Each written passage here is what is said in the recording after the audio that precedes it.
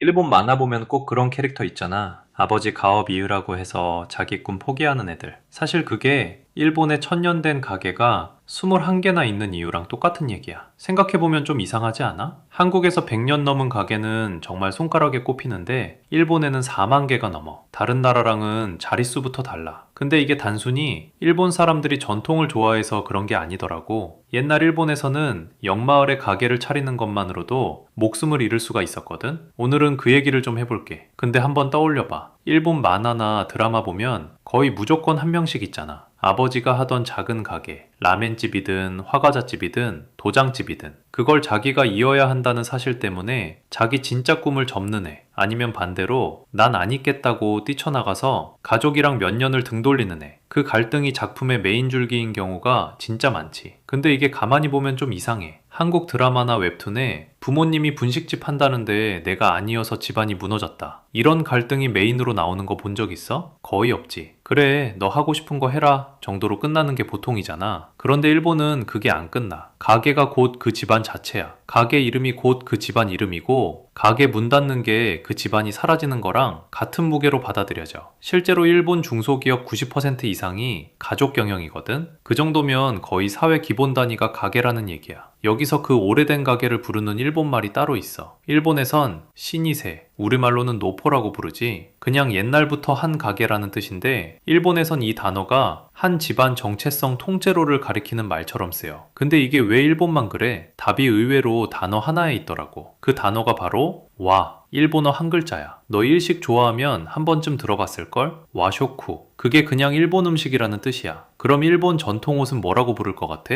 와후쿠. 한복이랑 똑같은 장명법이야. 일본 전통 과자는 와가시. 한과자랑 똑같지. 알고 보면 이 와라는 글자 하나가 사실 일본 그 자체를 가리키는 말이야. 한국 사람이 자기 음식, 옷, 과자에 한을 붙이듯이 일본 사람은 거기에 와를 붙이는 거지. 즉, 와, 일본이야. 근데 이 와의 진짜 뜻이 뭐냐면 조화, 평화, 사이좋게 지낸다. 그러니까 일본 사람들은 자기 나라를 부를 때 그냥 사이좋은 나라라고 부르고 있는 셈이야. 이게 그냥 우연히 그렇게 된 단어가 아니야. 1400년 전쯤 쇼토쿠 테짜라는 사람이 일본 최초의 헌법이라고 부르는 17조 헌법이라는 걸 만들었거든? 그 헌법 제1조에 박은 한마디가 이화위귀, 화를 으뜸으로 삼는다였어. 그때부터 와가 일본 사회의 기본값으로 박힌 거지. 근데 와가 평화 조화라며 왜 연마을 가면 죽었다는 얘기가 나오겠어? 근데 진짜 핵심은 그 다음이야. 좋은 얘기 같지? 듣기만 해도 따뜻하고. 근데 그 말이 사실은 우리가 생각하는 그 뜻이 아니더라고. 일본에서 사이좋게 지내자는 진짜 속뜻이 뭐였냐면 각자 자기 자리에서 자기 역할만 해라였어. 다시 말하면 튀지 마라. 분수 지켜라. 계급별로 평생 그 자리에 있어야 전체가 조화롭다는 거지. 그게 진짜 사회제도로 굳어진 게 에도시대 산업공상이야. 선비, 농민, 장인, 상인, 네 계급. 위에는 천황이 상징으로 앉아있고 실권은 쇼군이, 그 밑에 다이묘들이 각자 자기 번을 다스리고 그 밑에 백성들이 있었지. 사단으로 쫙 정리된 사회. 근데 이게 단순히 신분만 나눈 게 아니야. 무슨 옷을 입을지, 무슨 음식을 먹을지, 어떤 집에 살지까지 신분별로 다 정해져 있었어. 상인은 아무리 돈을 많이 벌어도 비단 옷 못 입어. 농민은 정해진 반찬수를 못 넘겨. 진짜로 그렇게 살았던 거지. 인도 카스트랑 비슷하지? 근데 카스트는 종교라도 있지. 일본은 그게 그냥 사회 분위기였어. 법보다 더 무서운 거. 회식 자리에서 분위기 깨면 안 되는 그 느낌. 그게 사회 전체에 깔려 있다고 생각해봐. 자, 이제 우리가 그 시대 일본에 살고 있다고 한번 상상해보자. 부모님이 동네에서 분식집을 한다고 쳐. 너는 그 집 아들이야. 한국이면 나는 떡볶이 말고 다른 거 하고 싶어 하고 뛰쳐나갈 수 있잖아. 근데 그 시대 일본에서는 그게 안 돼. 너는 태어난 순간부터 그냥 분식집 있는 애야. 그게 네 분수고 네 자리야. 그러다 어느 날 네가 이런 생각을 해. 옆 동네 사람들도 떡볶이 좋아하던데 거기다 분점 하나 내볼까? 자, 여기서 첫 번째 칼이 들어와. 무라하치부. 마을 활동 10가지 중에 화제랑 장례 그 2가지 빼고 나머지 8개에서 너를 완전히 빼버리는 거야. 결혼식 가도 아무도 안 와. 사실상 사회적 사형이야. 그래도 에이 그럼 그냥 옆마을로 이사가지 뭐. 쉽지? 안 돼. 다시오 금지라는 게 있어. 일반 백성은 통행증 없이는 옆 번으로 넘어가는 것 자체가 중죄야. 그 시대 일본은 270여 개의 번으로 쪼개진 사회였거든. 옆마을이 사실은 옆나라야. 근데 진짜 무서운 건 따로 있어. 그렇게 통행증 없이 길에서 어슬렁대다가 사무라이를 만났다고 쳐. 그 사무라이가 너를 무례하다고 판단하면 그 자리에서 너를 베어도 돼. 기리스테고멘. 평민 하나 베어도 사무라이는 처벌 안 받는 법이 따로 있었어. 정리하면 이래. 옆마을에 분점 차리겠다 하는 그 한마디가 마을에서 매장당하거나 잡혀가거나 길에서 베일 수 있는 결정이었던 거지. 장사 욕심이 아니라 목숨 거는 일이었어. 그래서 결국 일본인은 한 가게에서 평생, 그 자식도 평생, 그 손자도 평생 같은 걸 했어. 그러다 정말로 1000년이 가버린 가게가 지금도 영업 중이야. 대표 선수부터 보자. 게이운칸. 705년에 후지와라노 마이토라는 사람이 야마나시 산골에 온천 료칸 하나 차린 게 시작이야. 그게 지금까지 한 가족이 운영해. 무려 52대. 시간으로 따지면 약 1320년. 감이 안 오지? 우리식으로 바꾸면 신라가 망하기 전부터 지금까지 한 집안이 같은 가게를 본 거야. 2011년에 기네스북이 세계에서 가장 오래된 호텔로 정식 등재했지. 곤고구미라는 데도 있어. 578년 창업, 1400년 넘었고 40대째 가업이었어. 창업자가 백제에서 건너간 미야다이쿠, 그러니까 사찰 짓는 목수였다는 게 우리한텐 좀 짠한 포인트야. 그 와중에 좀 신기한 가게가 하나 더 있어. 이치와라는 가게야. 정식 이름은 이치몬지야 와스케. 서기 1000년에 문 열어서 지금까지 25대. 메뉴가 딱 하나야. 아부리모치라는 콩가루떡 한 가지. 우버이츠가 입점 제안했더니 그것도 거절했어. 1000년 동안 같은 우물에서 같은 떡만 굽고 있는 거지. 숫자로 보면 일본의 100년 넘은 가게가 약 45,000개, 200년 넘은 가게만 따로 세도 약 4,000개, 500년 넘은 게 140개, 1000년 넘은 가게가 21개, 전 세계 200년 가게의 절반 가까이가 일본 한나라에 몰려 있는 거야. 근데 게이운칸 후지와라 집안 2017년에 결국 좀 슬픈 결정을 하나 내려. 그 결정이 뭐였냐면 가족 경영을 접은 거였어. 후계자가 없어서. 영업은 계속하는데 사장은 가족 밖에서 데려온 총지배인 가와노 겐지로가 맡아. 1300년 만에 처음으로 그 가게에 그 핏줄이 안 앉은 거지. 곤고구미도 비슷해. 1400년 이어온 그 사찰 건축 가게. 2006년에 결국 다카마스 건설그룹에 흡수돼서 자회사가 됐어. 근데 핵심은 법이 바뀌어서가 아니야. 자식 세대가 답을 다르게 고르기 시작해서지. 옛날 자식은 옆마을도 못 갔는데 지금 자식은 도쿄로, 외국으로 그냥 떠나버리거든. 아무도 안 뵐 테니까. 마지막으로 단어 하나만 더. 이해. 일본 전통의 부계 가구 제도인데 가산, 가업, 가명을 한 사람이 통째로 물려받는 거야. 그 밑에 깔린 한 줄. 이해는 영원해야 한다. 와사상이 분위기였다면 이해가 뼈대였던 거지. 결국 일본 노포는 하고 싶어서 1000년을 간 게 아니라 그러지 않으면 살 수 없어서 1000년을 간 거에 가까웠던 거야. 근데 이제 그 사회가 1000년 만에 처음으로 다른 답을 고르려고 하고 있어. 오늘은 여기까지. 다음에 또 다른 얘기 하나 들고 올게.